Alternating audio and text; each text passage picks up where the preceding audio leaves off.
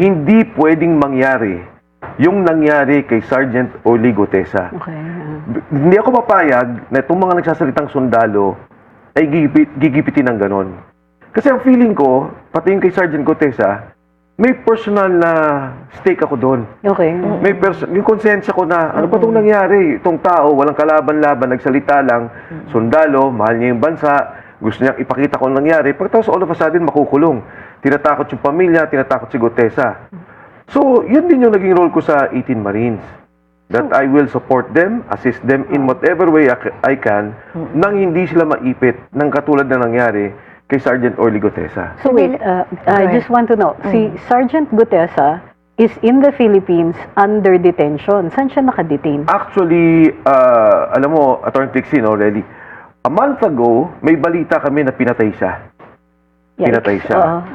So, pinapacheck ko, pinapatanong ko, kasi nga wala akong direct contact sa kanya eh. And the family also, Sek, wala kayong Wala contact? walang direct. It's only dun sa mga mista niya, yung mga kasamahan niya, ang nagbabalita sa akin. But, fortunately, 2 weeks ago, ang binanggit sa akin, pinapasabi daw ni Sergeant Gutesa, na okay naman siya. Okay. Wala siya sa Maynila, nandito siya sa Pilipinas, pero okay naman siya. Hindi siya under detention. Yun ang hindi ko alam. Kung under detention siya, kung may problema. Pero parang ang dating sa akin is, mukhang wala namang problema. So, Yeah, well, yung 12 kasi doon sa mga sundalo, Sek Mike, are Marines, di ba? Yes. So, yung 6 doon, ano sila? Anong mga background po nila? Ah. Were you able to, like, at least check the backgrounds of, like, Orly Gutesa or the 18 Marines? Kasi they approached you, di ba? Sila yung nag-reach out sa inyo, Yes. hindi nyo sila kilala. So, you don't know kung yung Yes. mga sasabihin nila totoo. Kasi, syempre, madadrag talaga yung pangalan nyo, eh, di ba? No, initially, nung kay Sergeant Orly Gutesa, meron nga akong kaibigan from UP na nagpakilala. And then, verify ko naman, talaga namang security consultant siya. Then ako, Bicol Party List. Diba? At saka, so really, parang iniisip ko that time, ano ang motibasyon nito para magsalita? Nakakatakot yung pwedeng mangyari sa kanya. Ang laki Saka ng sa mga babanggay pamilya niya. In fact, in particular kay Orly Gutesa, yung delivery kay Speaker Martin Romualdez. Yun yung binanggit niya sa Aguado and sa Makati. So parang nakakatakot. And in fact, lumabas naman sa hearing na after that, yung 18 Marines, at that time, nilapitan ni General Nictore, who was then Chief PNP. Diba? Nabanggit ng mga Marines yun eh. So, itong 18 Marines, lahat nagtrabaho kay Saldico. Okay. Lahat sila nagtrabaho. At least yan, fact yan. Oh, Because hindi that's siya contested. validated Yes. yan, na sila talaga lahat. Yes. Connected Yes. sila. Oo. And I guess, ang nangyari ngayon, imbis na imbestigahan yung mga sinasabi nila, ang iniimbestigahan yung mga pagkatao nila. Correct. Kung paano sila sisiraan. In fact, today, meron din panawag nung 2 months ago ata, month and a half ago, nung sa NBI, ganun din. Ang tanong sa kanila, anong background nyo? Sino ba kayo? Kaya nga, nagugulat kami, ito na nga eh. Ito yung ID nila, Yes. ito yung mga tao. Ba't kailangan yung tingnan kung ano yung pagkatao nila instead of looking into dun sa allegations nila? And that's what I've been insisting to the National Bureau of Investigation. Gamitin nyo yung resources ng ahensya ninyo, wag para manggipit ng tao. Kasi puntahan ninyo yung CCTV, puntahan ninyo yung security log, puntahan ninyo saan nila sinabing delivery nila. Saan ba yung townhomes ni Speaker Romualdez? Yung townhomes na number 8 and number 9.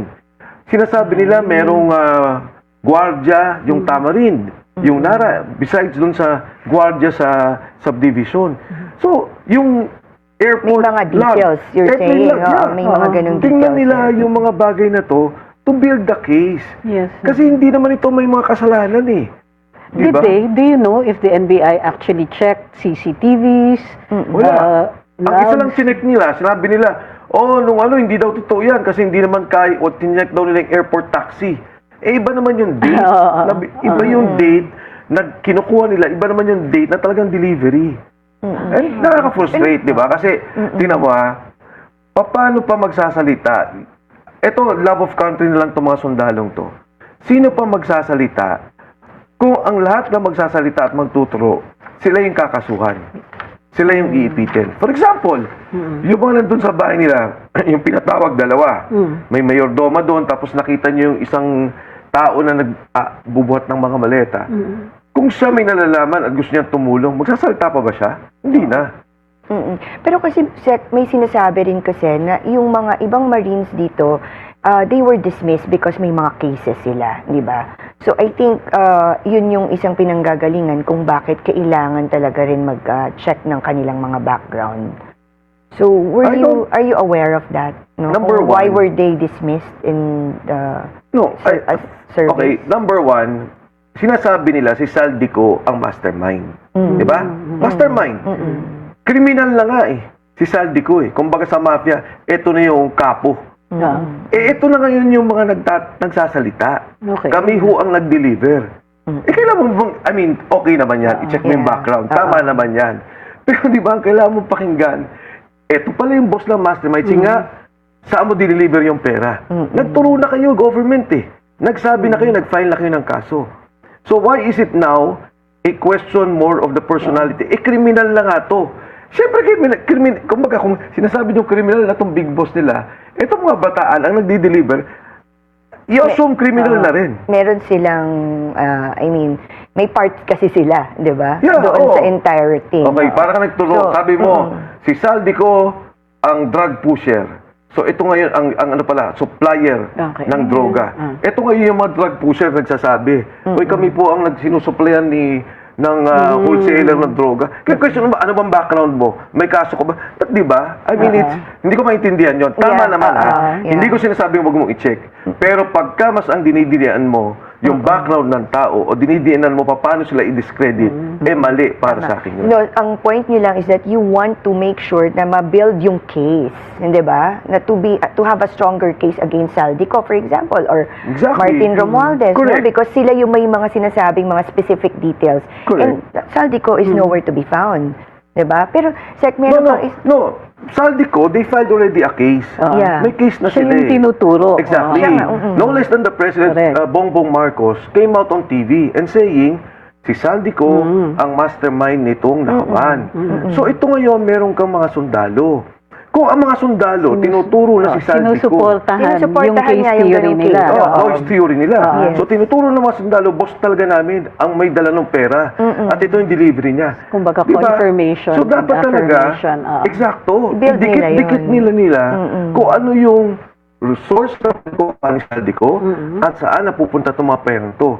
Pero nagkakataon na nga, nung sinasabi na ng mga sundalo saan nagpupunta, kinakat na nila.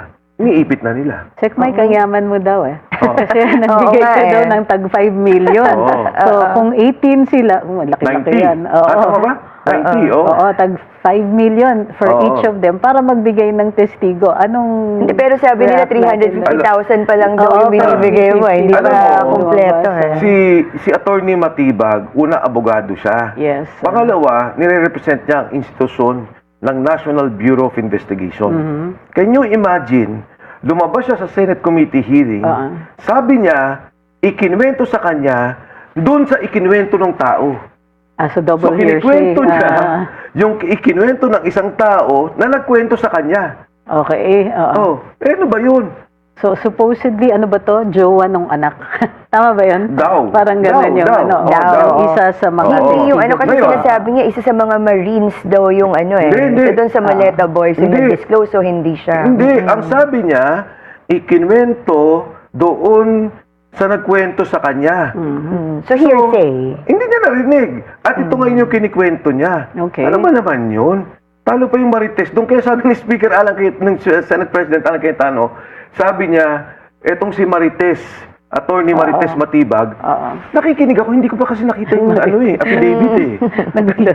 Nung nakita ko yung affidavit, nagulat, sabi ko, why would they take, para bang, you now subpoena me, papatawag mo ko, and you come out in the national media, you present it to the Senate, nang ikinwento sa'yo, na ikinwento daw sa kanya. Ganun yung nangyari. So you disagree totally. That Hindi there na are ako no money involved at all. Hindi na nga ako nagsalita, yung mga sundalo na yung nagsalita. And when they spoke, and it was a very emotional moment, at doon ko lang nakita umiyak yung mga sundalo, dahil yung namatayan yung isang kapatid. So nung nakita ko naman nagsalita na yung mga sundalo, sabi ko, why do I need to speak? Ito na yung mga nagsasalita eh. Kung mayaman kami, kung may pera kami, napagamot sana namin yung kamag-anakan namin. At yung isa, namatayan ng cancer. What kind of assistance do you give to them? Lahat as na of pwede now? kong Oo. gawing assistance, I will do it. Oo. Until now, I will do it. And I will not deny it. Such as, Allowance. ano yung nagawa na? I do not want to disclose anymore because it concerns mga pagtago nila, Okay. sakyan nila, yung mga ganyang bagay. So, sinabi ko naman from day one when they came out in Club Filipino, hindi nila ako kasama. Hindi ako kasama sa press con, hindi ako kasama sa paggawa ng affidavit. Okay. At ngayon po, natutuwa ako. Ang dami nagpapadala ng tulong. Okay.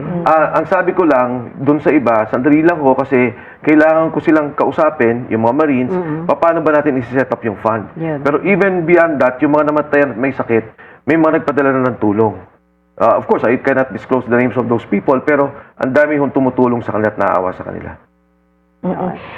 Dun sa kanina guest in another program, si former Colonel Ariel Kerubin. At sinasabi niya, parang ginagamit daw, kinakasangkapan itong mga Marines, former Marines or former AFP enlisted personnel para sa politika, para sa Destabilization. Oo, para sa destab. So, anong Siguro reaction dapat natin ang dyan? appreciation ni Colonel Kerubin dyan is that mabuti na nga nagsasalita itong mga sundalo. Ang ating flood control scandal na corruption, ang pinakamalaki sa kasaysayan ng ating bansa. It is the biggest corruption history. The most organized, well-oiled, systemic corruption that happened in our country. Hindi ba tayo natutuwa na may mga sundalong nagsasalita? Again, nagsimula po ako kay Gutesa. Gutesa approached me. At kahit naman putang ninyo sa Gutesa, hindi ko yan nilapitan. Hindi ko yan kinausap. He approached me to say, baka pwede pong bigyan ng guidance yung committee. At that time, chairman si Senator Marcoleta. Okay. So, pinagbit ko sila. Ang sabi ko, sige, kausapin mo. Because ako nga, ang feeling ko, I don't want to be responsible kung meron man sasabihin na hindi ko alam or kasi hindi ako involved eh.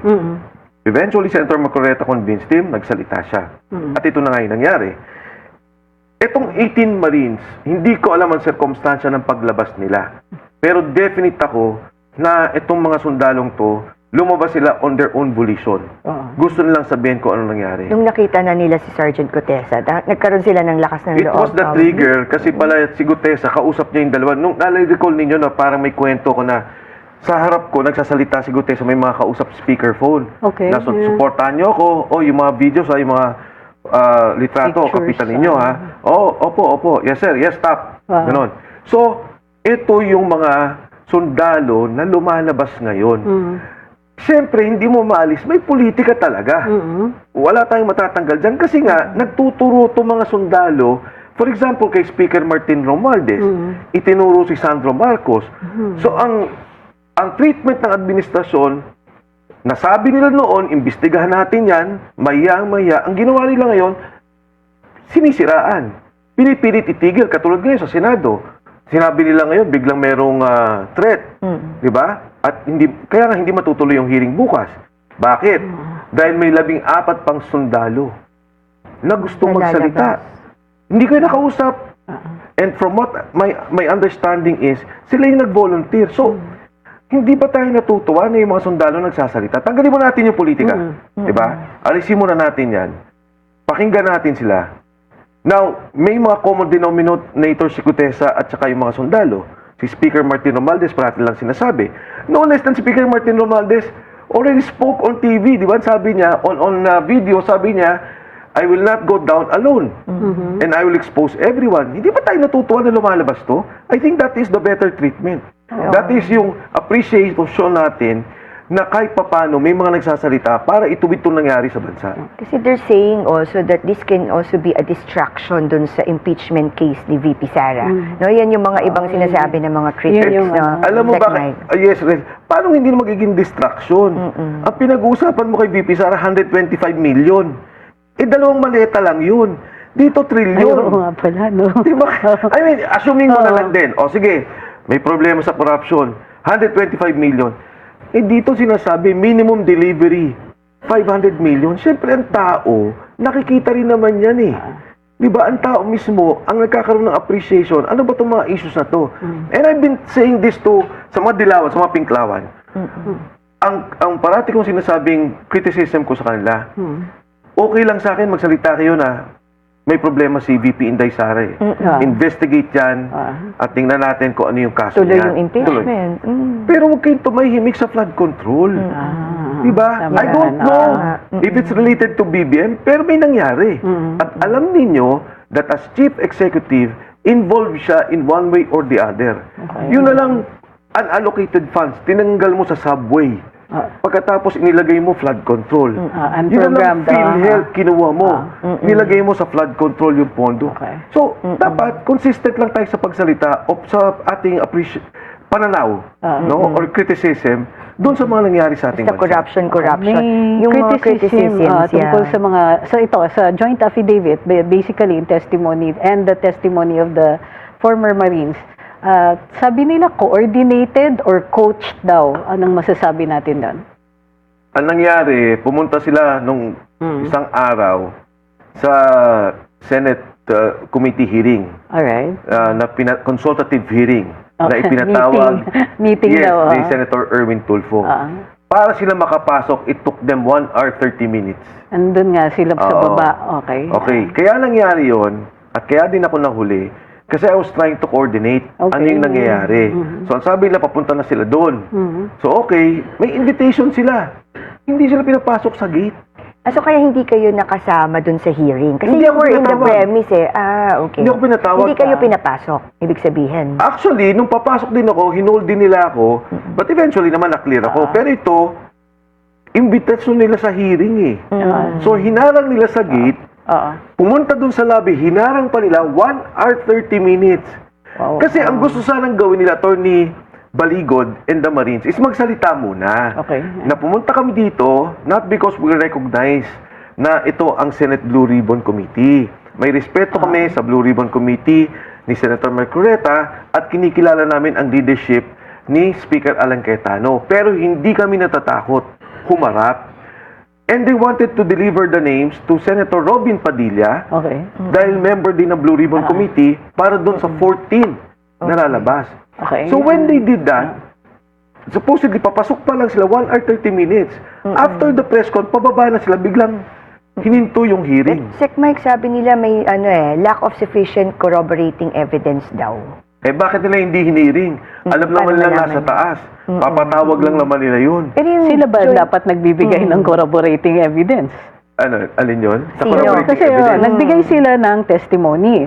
So, hinahanapan sila ng corroborating evidence. Kanila bang responsibility yan? Correct, hindi. Hindi nila responsibility yun, number 1. And number 2, ito lang yung mga tao, may personal knowledge na nangyayari. Yun, Sergeant Gotesa and the 18 Marines. Sila ang nagdadala ng pera.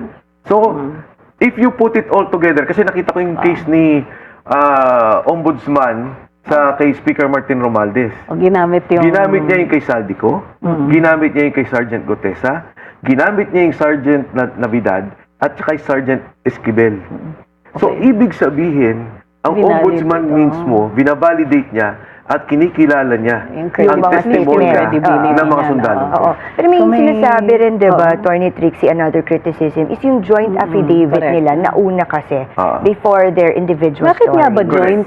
Oo. Correct. Kasi most, pag pakinggan mo yung mga defense counsels, hihiwalayin namin yan eh. Tama. So, bakit naka-joint affidavit Okay. sila? Pagka ikaw pumunta ng ombudsman, kahit na hindi ka pumirma, no? And sinabi mo may corruption na nangyari, may nangyaring gulo dito, you submit it to them. Ang ombudsman can do a motu proprio investigation. Yes. Correct? So kahit na hindi yan Pwede nga affidavit, anonymous eh. anonymous, sulat, gagawa ng motu proprio investigation. So minabuti nila Attorney Baligod, and I guess sila yung mga abogado nag-usap, na sige, submit muna natin to, tingnan natin kung ano magiging reaction. O anong ginawang reaction? Ang pinatawag kami. Ang tinanong, paano mo nakilala si Mike Defensor? Paano mo nakilala si Baligod? Mali. May nagbigay ba ng, may Mali nag-offer ba yung ng ano, pera sa oo. inyo? Ganun kaagad. So sabi namin, tama pala tayo from day one. Ngayon, ang sabi ng Senate Committee ni Senator Marcoleta, Senator Pia Cayetano, okay, on the basis of this, pwede ba kayong mag-submit ng individual affidavits? That we are doing now. Okay. Because we know that we have to submit Well, eventually. on record, officially, ng individual affidavits sa Senate Blue Ribbon Committee. Okay. Hindi man gumalaw ang ombudsman, batay doon, at least, nasa record ng Senado, ng Blue Ribbon Committee.